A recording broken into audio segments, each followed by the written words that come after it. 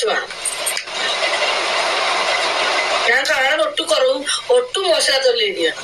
നല്ല അത്യാവശ്യം നല്ല ഭംഗി നല്ല അത്യാവശ്യം നല്ല കാണാനൊക്കെ നല്ല ഗ്ലാമറുള്ള പെൺകുട്ടി തന്നെയാണ്. ആ ആളുടെ അടുത്ത് ഇരിക്കണമെങ്കിൽ കുറച്ച് കെട്ടപ്പം നിങ്ങൾക്ക് വേണം. ഏടറ അടിക്കണമെങ്കിലും അതിൻ്റെതായ സ്റ്റാൻഡേർഡ് വേണം. അല്ലാത്തൊരു കൂടുതൽ ഞാൻ കണ്ടുപിടിക്കില്ല. ഇപ്പൊ നാളെ ട്രോളിക്കാരും കുഴപ്പമില്ല, നാളെ യൂട്യൂബിലിട്ടാലും എനിക്ക് മൈരാണ്. പറയണത് നോക്കി നോക്കി പറയും, അത്രേ ഉള്ളൂ. ബിജിയുടെ കൂടെ 2 പെക്ക് അടിക്കണമെങ്കിൽ അത് അതിൻ്റെതായ സ്റ്റാൻഡേർഡും ക്വാളിറ്റി ഉള്ള ലഡു മാത്രമേ ഞാൻ കണ്ടുപിടിക്കൂ. അല്ലാത്ത കൂടെ ഒന്നും ബിജി കണ്ടുപിടിക്കത്തില്ല. ഞാനൊക്കെ എനിക്ക് ഇപ്പോഴുള്ള ഇതായിരുന്നു ഞാൻ പറയും.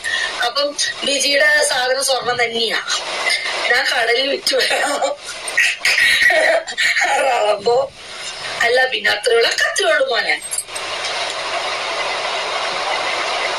നല്ല ഇതാ എനിക്ക് അതുകൊണ്ട് സ്വർണ്ണാണ്.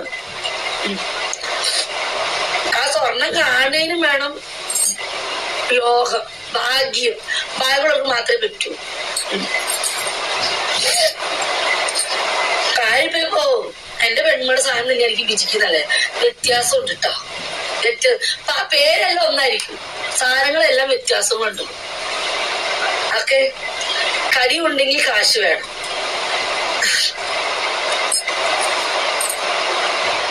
ആർക്ക് കരി? എനിക്ക് കരിയില്ല.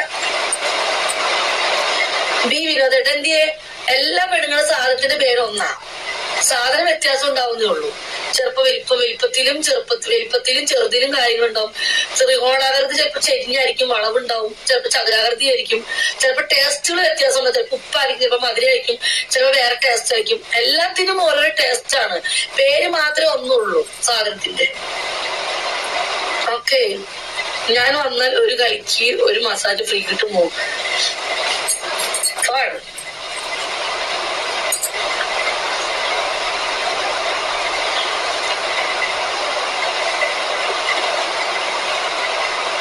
പിന്നെ മാറ്റമില്ലാതെ 2 കൂടി 12 കിലോ ഉണ്ട്.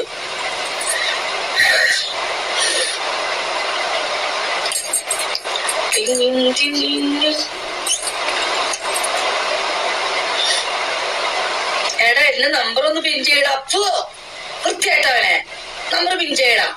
ഫുഡ് കഴിച്ചോ? എനിക്കൊന്നും വേണ്ട. എനിക്ക് 2 കസ്റ്റമർ കിട്ടിയാൽ ഞാൻ ഫുഡ് കഴിക്കും. ഇനി അത് പട്ടിണി എടുക്കും.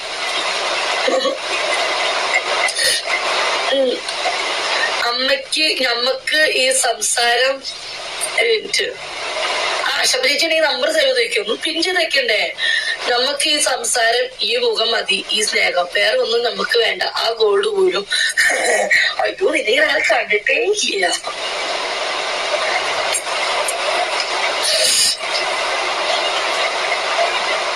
പിന്നെ ഒരു കാര്യമുണ്ട് മുന്നാകുമ്പോ ഈ ആണുങ്ങളുടെ മൈൻഡിൽ പെണ്ണുങ്ങളുടെ മൈൻഡിലുണ്ട്. നമ്മൾ ഒരു സ്ത്രീനെ അല്ലെങ്കിൽ ഒരു പുരുഷനെ ആഗ്രഹിച്ചിട്ടുണ്ടെങ്കിൽ നമ്മളത് കിട്ടാൻ വേണ്ടി അത് എങ്ങറ്റം വരെ പോകും. ആണോ അല്ലയോ? ഫ്രീ കൊടുക്കൂല. എങ്ങനെയെങ്കിലും ആ ലേഡിയുടെ അടുത്ത് പോണം. ഇപ്പൊ എത്ര കാശ് മുടക്കിയാൽ ഒരു വട്ടെങ്കിൽ ഒരു വട്ടം അവര് വരും, ഉറപ്പാ. ഷുഗറായിട്ടും വരും. ആണോ അല്ലയോ? Yes or no? എങ്ങനെയെങ്കിലും കടം മേടിച്ചിട്ടായാലും അവര് വരും. എനിക്കറിയാലോ. ഇപ്പൊ വിനോദേണ് ബിജിനെ മനസ്സിൽ ഇഷ്ടപ്പെട്ടു. ഡെയിലി ടിക്ടോക്ക് പോകുമ്പോ ബിജിയാണ്. കണ്ട് ബിജിനെ മടുത്തു. അപ്പൊ വിനോദം തോന്നി ബിജിയുടെ അടുത്ത് ഒന്ന് പോവാം. എന്നോട് വിളിച്ചു ചോദിക്കാണ്. ഒരു എമൗണ്ട് പറയും, ഉത്തരം വരൂ. ഓക്കെ, എങ്ങനെയെങ്കിലും ആ പൈസ എവിടെ നിന്നാണെങ്കിലും ഉണ്ടാക്കിയിട്ട് ഒരു വട്ടം എന്തായാലും വന്നിരിക്കും. പിന്നെ വന്നില്ലെങ്കിലും കുഴപ്പമില്ല. ആ ഒരു വട്ടെങ്കിലും എനിക്ക് ബിജിയുടെ അടുത്ത് കിടക്കാൻ പറ്റിയല്ലോ, അല്ലെങ്കിൽ ആ ഒരു വട്ടെങ്കിലും എനിക്ക് ബിജിയുടെ കൂടെ 2 പെക്ക് അടിക്കാൻ പറ്റിയില്ലോ എന്നൊന്ന് സമാധാനിക്കാലോ. ആണല്ലയോ? Yes or no?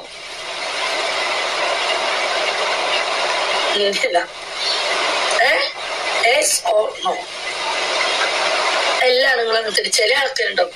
ഇപ്പൊ റാമ്പൊക്കെ എന്നെ ചേച്ചിയായിട്ടാ കണ്ടേക്കണം. റാമ്പൊന്നും പറ്റില്ല. റാമ്പൊക്കെ ഞാനൊരു കൂടപ്പറപ്പ്. എനിക്ക് റാമ്പോ കൂടപ്പറപ്പ്. ഞാൻ ആണാനെ കണ്ടിട്ടില്ല. അതുകൊണ്ട് ഫ്രണ്ട്ഷിപ്പ് അതിലെ ഹോണ്ടേട്ടനെ എന്നെ അങ്ങനെ കണ്ടിട്ടില്ല. അങ്ങനെയാണെങ്കിൽ ഹോണ്ടേട്ടൻ എന്നും ദുബായിൽ വരുന്ന എന്നെ എപ്പോഴും ഒന്ന് കണ്ടിട്ട് പോവാം. എന്റെ ഓളുവിന് ഞങ്ങൾ ഇതായിട്ടും കണ്ടിട്ടില്ല.